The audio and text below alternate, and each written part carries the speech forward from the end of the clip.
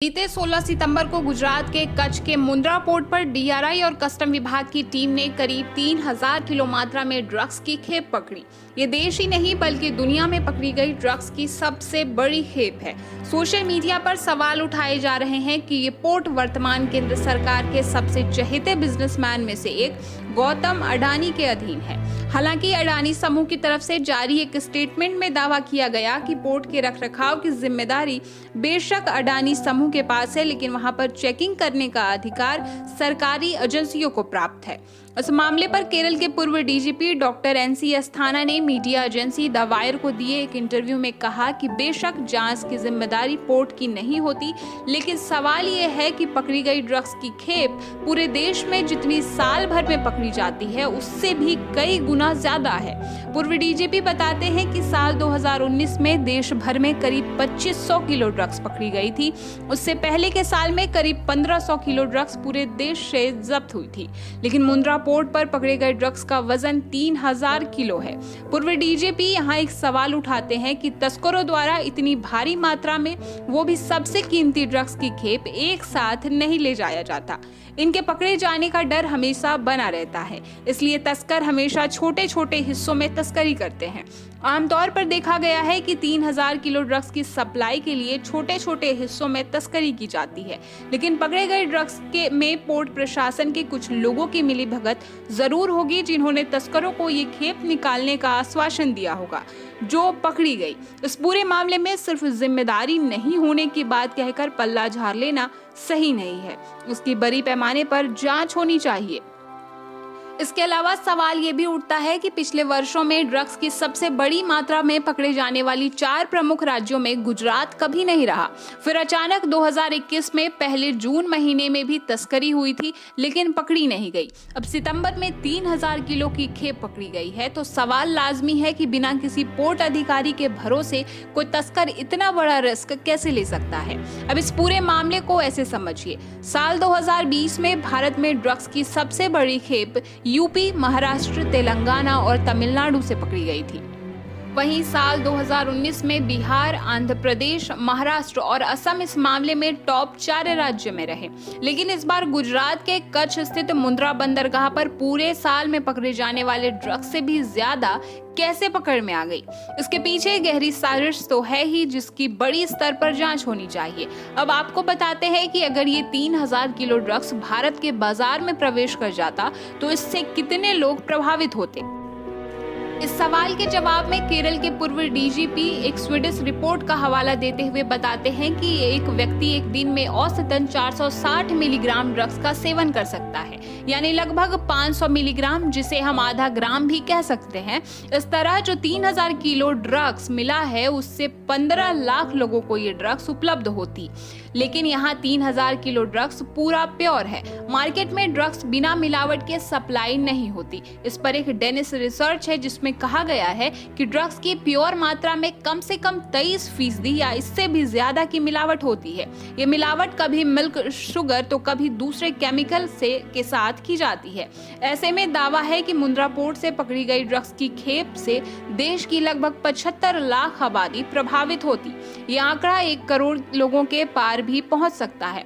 अब आपको बताएं कि ये कोई पहला मामला नहीं है जब देश में ड्रग्स का इतना बड़ा कंसाइनमेंट आया हो। सूत्रों के अनुसार जून 2021 में भी ड्रग्स का एक बड़ा कंसाइनमेंट आया था, पर डीआरआई और कस्टम की लापरवाही की वजह से नहीं पकड़ा जा सका। उस कंसाइनमेंट को जहां पहुंचना था वह वहां पहुंच गया। इसलिए डीआरआई और कस्टम अधिकारी इस बार बहुत अधिक चौकन्ने और दबाव में थे। इन एजेंसियों को जैसे ही पता चला कि आंध्र प्रदेश के विजयवाड़ा की कंपनी आशी ट्रेडिंग फर्म द्वारा ईरानी टेल्कम पाउडर की बड़ी खेप आयात की गई है, और ये 3 महीने में ही टेल्कम पाउडर की दूसरी बड़ी खेप है जिसे आयात किया गया है, तो डीआरआई और कस्टम की ज्वाइंट टीम तुरंत एक्शन में आ गई। इसने एक्सपोर्ट करने वाली फर्म की पहचान अफगानिस्तान के कंधार स्थित हसन हुसैन लिमिटेड के रूप में की। ये कंसाइनमेंट अफगानिस्तान से ईरान और ईरान से गुजरात के कच्छ स्थित मुंद्रा पोर्ट पहुंचा था।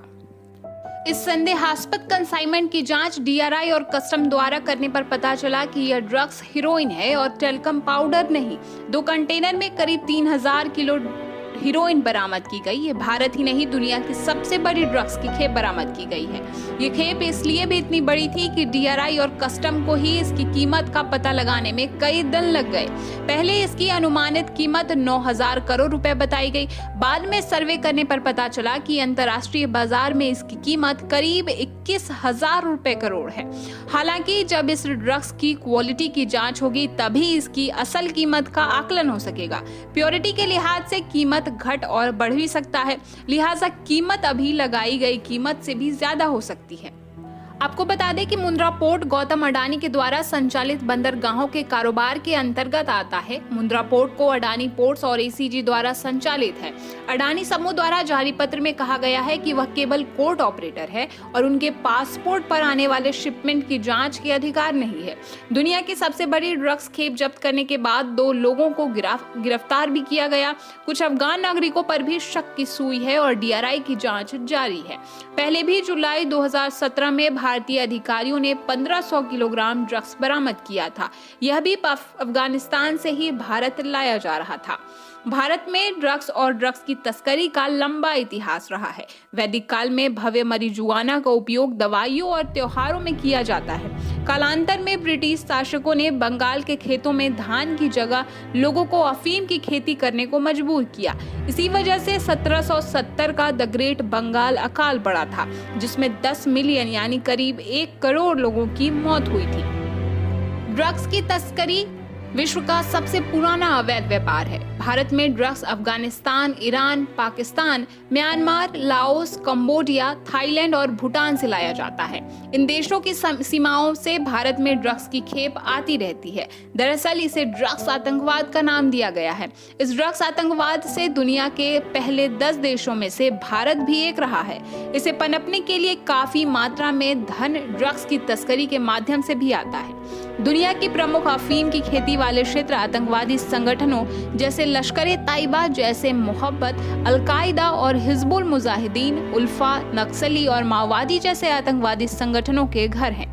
और अभी मुंद्रा पोर्ट पर जब्त ड्रग्स की बड़ी खेप भी अफगानिस्तान से आई है। तो अब इसमें संदेह नहीं है कि अफगानिस्तान का अफीम उत्पादक क्षेत्र अब तालिबान के संरक्षण में है और तालिबान को पोषित करने के लिए आवश्यक धन और मुख्य आय का जरिया बन चुका है। गौरतलब है कि अफगानिस्तान में दुनिया की 80% अफीम की खेती होती है।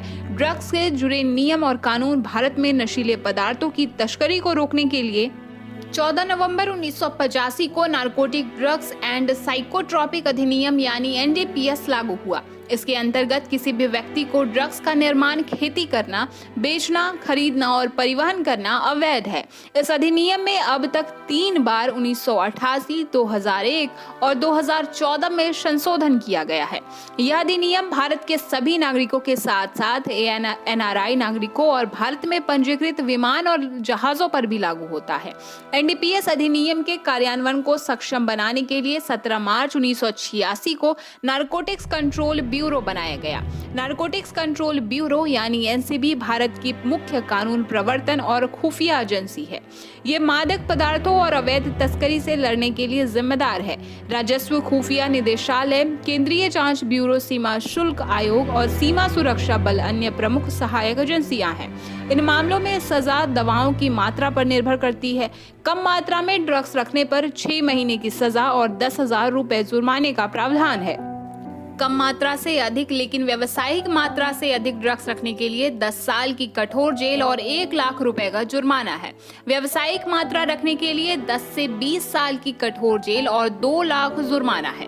बहुत अधिक मात्रा में ड्रग्स रखने पर मौत की सजा भी हो सकती है। ड्रग्स की तस्करी दुनिया की सबसे बड़ी अवैध गतिविधियों में से एक है। इसकी प्रति वर्ष कीमत $500 अमेरिकी है, जो स्वीडन के सकल घरेलू उत्पाद यानी GDP के बराबर है। कांग्रेस प्रवक्ता पवन खेड़ा ने 21 सितंबर को एक प्रेस कॉन्फ्रेंस में सवाल उठाया कि गुजरात के मुंद्रा पोर्ट में 3000 किलोग्राम हेरोइन जब्त हुआ। इसके बावजूद प्रधानमंत्री और गृह मंत्री की चुप्पी हैरान करने वाली है।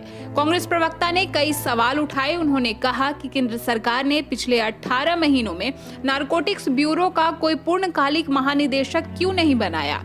क्या यह भारत में ड्रग्स की तस्करी को आसान बनाने की साजिश का हिस्सा है? पवन खेरा ने आरोप लगाया कि तस्करी गुजरात में ही सबसे ज्यादा क्यों बढ़ी है। अपने गृह राज्य में इतनी बड़ी ड्रग्स बरामदगी के बावजूद भी प्रधानमंत्री और गृह मंत्री चुप क्यों है? कांग्रेस ने आरोप लगाया कि देश के युवाओं को नशे में धकेलने की साजिश हो रही है।